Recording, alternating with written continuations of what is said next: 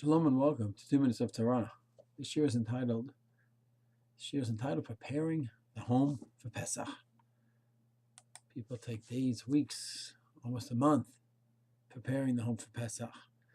The Shulchan Aruch does talk about a month before Pesach regarding the mitzvah of learning the halachot of Pesach. Certainly one can spend a month learning all the halachot of Pesach, matzah and chametz, hagalat kelim, tfilat kelim. There is so much to learn for the month.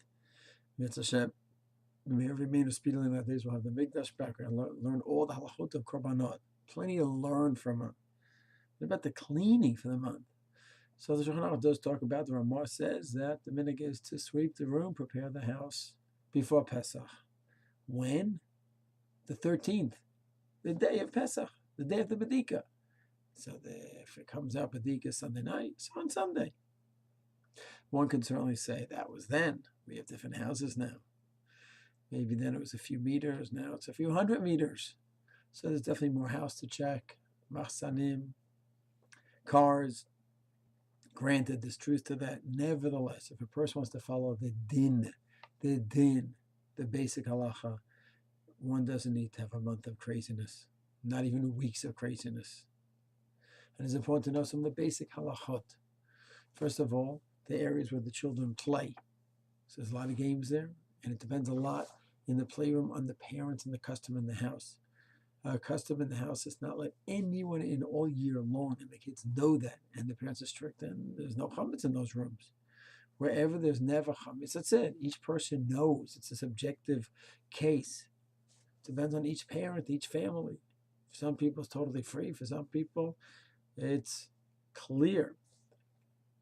The living room is off. Playroom is off. Den is off. The only place is kitchen, dining room. So each person has to know, is it realistic? Is it possible, a real possibility that the family, the children brought chametz to this room or to that room? If it isn't, you have to take care of it.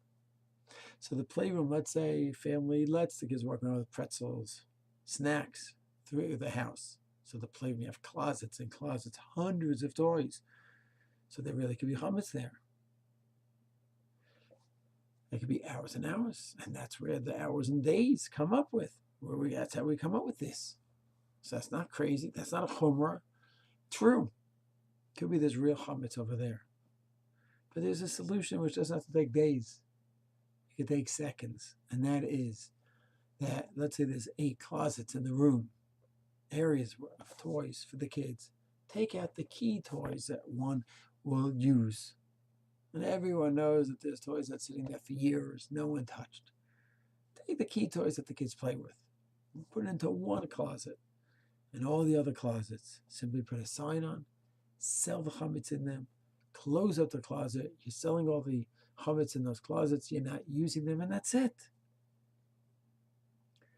Is it a bit of a kula to go ahead and have the sale and rely on the sale? It's a bit of a kula leniency.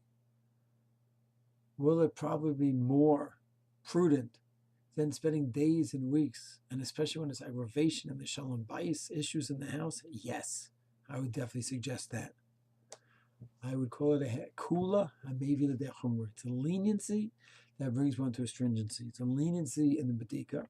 You're relying on sale of the chametz, which not everyone is thrilled about. That's true, but it brings it to a great stringency of shalom bayis and ivdos Hashem b'simcha. And the kids having good feelings leading up to Pesach, and the family looking forward to Pesach, as opposed to dreading the month beforehand. So regarding checking the general house, to me, this should be the goal. The areas that you know no one went, just leave it alone. And areas where you know there may be chametz, just close them up. You have the bathroom, and you might have some medicines that are tasty that you don't really need. And you could do without for the week. Not crucial things. And it's sweet that it really may be chametz. You have to start checking each one and going through the medicine cabinet. Not for now. Close it up and just take out the things that you need. And that to me should be outside of the kitchen and dining room. That to me should be the general approach in the house. See what's needed. And if there's places where you cannot sell, such as the living room, where you're going to be sitting on the couch, and there could be pretzels there, you have to check for sure and clean it out beforehand. But I think the more you can minimize that preparation, close off more areas and sell them, I think it's a wonderful leniency that leads to a beautiful stringency of shalom and ava in the home, and an aspiration and desire to enjoy Pesach. Shalom.